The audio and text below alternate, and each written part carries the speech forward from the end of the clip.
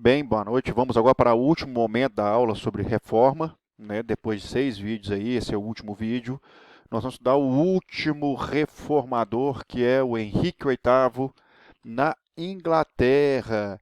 Então é importante tratar dos três grandes reformadores que nós vimos até agora, foi Lutero, posteriormente Calvino e, por último, Henrique VIII. Obviamente, o Henrique VIII vai beber do luteranismo e do calvinismo quando formar a sua igreja. Ele é um rei, ainda não absolutista, ele ainda era católico, beleza? E ele é o sexto filho, né, do Henrique VII com a Isabel de York, da dinastia Tudor. Eu não vou tratar aqui as dinastias inglesas, porque não vem o caso aqui também. Talvez eu faça uma aula sobre dinastia inglesa, mas aí até aulas que não caem no Enem, né? E aí tem que ser vídeos diferenciados. Mas ele foi o sexto filho dessa dinastia, da dinastia Tudor. Tá? Em 1509, no século XVI, ele é coroado rei da Inglaterra. O que é importante entender que ele vai ser o criador do absolutismo inglês e ele vai reformar o Estado inglês de um ponto a transformar o Estado inglês no Estado moderno, beleza? Isso é muito importante. E ele é sempre reconhecido nos livros de história e na vida de modo geral os 6 casamentos que ele teve, né? E as suas várias esposas. Beleza? Ele é considerado bem excêntrico. Esse que foi uma das últimas pinturas feitas, né, antes da morte dele. Obviamente não retrata uma realidade, nós trabalhamos isso, né? A análise de quadros dos marqueteiros reais, como é produzido a imagem do rei. Beleza. Aqui está ele, o Henrique VIII, e seus 6 casamentos. O primeiro casamento dele é o motivo de todo o problema que vai ocorrer para a fundação de uma nova igreja na Inglaterra. Ele é o segundo marido de Catarina de Aragão, que era casado com o irmão dele. O irmão dele faleceu. E ele acabou herdando o trono e casando com a mulher do irmão. Junto com Catarina, ele tem uma filha que é a Mary Tudor, tá? Até então, Catarina de Aragão, netas, né, de Isabel, reis espanhóis, ela é uma dos protetoras dos baluartes do catolicismo. Olha só com quem que ele está casado. Só que tem um grande problema aqui. Nós estudamos que a Inglaterra, ao se dedicar ao mercantilismo e transformando o Estado no Estado moderno, começando uma expansão marítima, ela vivia da pirataria e do ataque de navios que saíam do Novo Mundo. Ora, os navios que saíam do Novo Mundo eram navios espanhóis e portugueses, ou seja, ele atacava a própria esposa dele.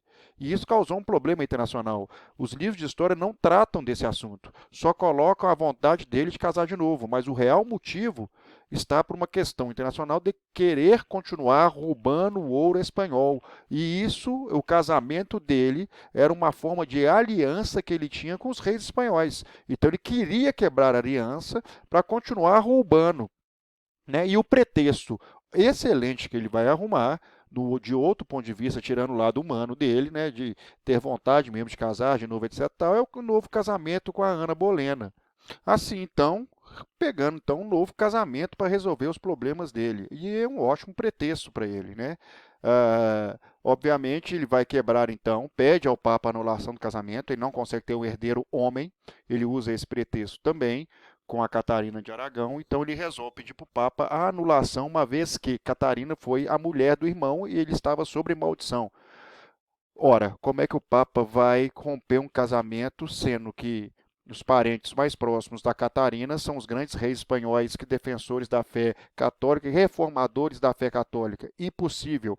O Papa não responde às cartas dele. E ele, influenciado pelo Renascimento, pelos humanistas e possivelmente, né, pela Ana Bolena protestante. Aí você tem que ver, tem uma série excelente chamada The Tudors, que mostra esse momento em que ele faz a reforma, né, e consegue casar novamente, conta a vida inteira do Henrique VIII. É uma série que vale a pena, mas é 18 anos, né, já vem o alerta. A Ana Bolena então, que infiltra na corte, vem da França, fugindo das perseguições francesas aos protestantes, injeta no Henrique VIII os livros de Lutero, os livros de Calvino, a possibilidade de ter a salvação pela fé, mas o Henrique VIII ainda tem muita ligação com o catolicismo. E eu acho que é o mais doido e mais engraçado pensar é que o que vai puxar ele mais para a mudança, é o poder. Ele poder controlar não só o Papa, ele sendo o Papa da própria igreja, como controlar o Estado inglês na sua plenitude. Então ele resolve anular o casamento, uma vez que o Papa não permite ele se separar, ele acaba com a Igreja Católica, confisca os bens da Igreja Católica, acaba com a Igreja Católica e cria uma nova igreja, a Igreja Inglesa, ou seja, Angla, daí o nome anglicana, os anglos, os ingleses, né? E aí então a igreja chama-se a Igreja Inglesa, criada por Henrique VIII. Aqui eu não vou falar ainda quais são os parâmetros religiosos teológicos da igreja, mas aí ele casa com a Ana Bolena e tem uma filha com ela também, né? A Elizabeth Tudor, que se torna protestante. Já percebeu aí o problema na história da Inglaterra, né? Duas filhas de duas mães diferentes, uma católica e outra protestante. Obviamente o pau vai comer no futuro. Né? Mas a rainha da dinastia Tudor, que vai ser mais lembrada, é a filha da Ana Bolena, Elizabeth Tudor, que vai fortalecer e dar os primeiros passos para o capitalismo na Inglaterra, a Inglaterra se tornando um país proeminente e importante. Posteriormente, com a morte de Ana Bolena, a Ana Bolena é uma pessoa instável e ele acaba matando a própria esposa por traição. Tá? Ela dorme com o próprio irmão, tentando engravidar para falar que o filho é do rei. E ele acaba então condenando ela à morte, a Ana Bolena, o irmão dela, a mãe, deixando só o pai vivo, Bolena. Ele casa com uma rainha inglesa, a Jane Seymour. Essa ele amou de paixão, e não quer dizer que ele deixou de trair, que ele era comum na época você ter várias concubinas. E ele casa com a Jane Seymour, e com a Jane Seymour tem um filho, Eduardo VI, que morre aos 8 anos de uma doença, uma gripe que era comum na Inglaterra. Ele casa outras vezes por alianças militares que não vão para frente e não funcionam. Beleza. Então vamos lá para as doutrinas que eu acabei de falar, beleza? E aí o ato de supremacia que eu falei, que ele se torna líder supremo da igreja, fundando uma nova igreja, se tornando os papas da igreja. E que se baseava essa nova igreja? É uma igreja reformada, porque ela vai reformar de qualquer forma, ela vem então com uma influência de Lutero e Calvino, só que a grande característica da igreja anglicana ela mantém valores, né, do protestantismo e do catolicismo. Né? Isso que eu acho que é muito importante, né? O anglicanismo ele adota a doutrina calvinista, só que mantém uma estrutura episcopal da igreja, com bispos, né? Com aquele processo todo. Apesar de ser uma igreja democrática, isso é interessante, escuta todo mundo, tá? É, a importância da Bíblia também, né? É muito adora a Deus e entende que a Bíblia é a chave para compreender a revelação. Então, sola a Escritura está te mostrando que é um movimento reformado, beleza? E aí, uma coisa interessante, né? Aceita o divórcio, então as igrejas anglicanas era comum, e reconhece 5 sacramentos, tá? Ele reconhece a confirmação do batismo, que na Igreja Católica a confirmação chama crisma, confissão, sagradas ordens, matrimônio como sacramento, continua sendo igual da Igreja Católica, unção dos enfermos e 2 sacramentos, né? Comunhão e santo batismo, tendo idêntico à Igreja Católica. Qual que é o grande problema do anglicanismo nesse sentido? E aqui que vai ser interessante para a história da Inglaterra e para os próximos capítulos da Revolução que nós iremos estudar.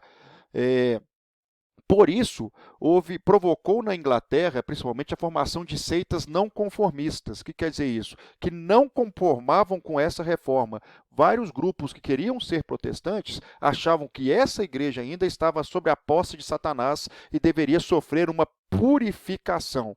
Um dos grupos, né, que vai ajuntar diversos grupos protestantes dentro do mesmo rol, vão ser chamados de puritanos, porque eles queriam purificar essa igreja que ainda estava contaminada com o catolicismo e se tornando um grupo muito radical na Inglaterra e sendo perseguido pelos Tudor, tá? Eles vão conseguir o ápice do movimento deles na dinastia Stuart, que é a próxima depois da Elizabeth, né? Na visão dessas pessoas, a igreja anglicana ainda era um resquício papista, ainda era uma igreja do próprio Papa. E tinha princípios que deveriam ser mudados e alterados. Daí surgir vários movimentos contrários ao anglicanismo. É aqui que vai surgir o metodismo, o puritanismo e outras seitas, os Quakers, diversos outros grupos que vão surgir aqui da igreja anglicana, são separatistas e vão acabar, por serem perseguidos, sendo enviados para as colônias inglesas, que é hoje onde está os Estados Unidos, lugar de muita seita protestante, principalmente radical e principalmente expulsa da Inglaterra. Então, beleza. E aí a Igreja Católica, percebendo que perdeu, né, muitos fiéis e que precisava passar por uma reforma conciliatória, também conhece, então, a contra-reforma, uma reforma para combater a reforma protestante. Tá? Foi o Papa Leão X, então, organizou a Igreja no Concílio de Trento, de 1545, tá? Para poder combater o avanço do protestantismo. E aí você tem quais são os pontos, né? Reafirmava alguns dogmas católicos, principalmente a simonia, ela vai ser cancelada, há uma moralização da igreja, uma exaltação do celibato dos padres, né? Confirma os 7 sacramentos, inclusive a indulgência, confirma o culto à Virgem Maria e aos santos, né? Reafirmou que o bom católico é julgado não apenas pela fé, mas também pelas obras, ou seja, a indulgência foi mantida, como eu falei aqui.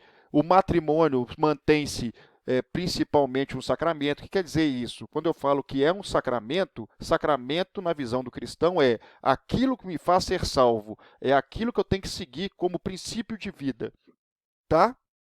E, obviamente, negou toda mudança feita pelos reformados. Criou-se o Index, uma lista de livros proibidos, e reativou a Inquisição. Tá? O Index, os livros de Lutero, né? Foram aqui, tá, o concílio, foi feito. A venda de indulgência então, não foi proibida, condenou a corrupção interna, combateu e criou um grupo, né, de padres de elite. Eu falo que é padre de elite, mas padres estudados, evangelísticos, que iriam ser enviados aos confins da terra para evangelizar os povos ainda não evangelizados, que são os jesuítas, né? A Companhia de Jesus, que é muito importante para a matéria, principalmente Brasil, que nós vamos entrar. Eu, aliás, já dei uma aula, acho, sobre jesuítas, tá bom? É isso. Então, um abraço para vocês. Aqui encerra a reforma. Até a próxima.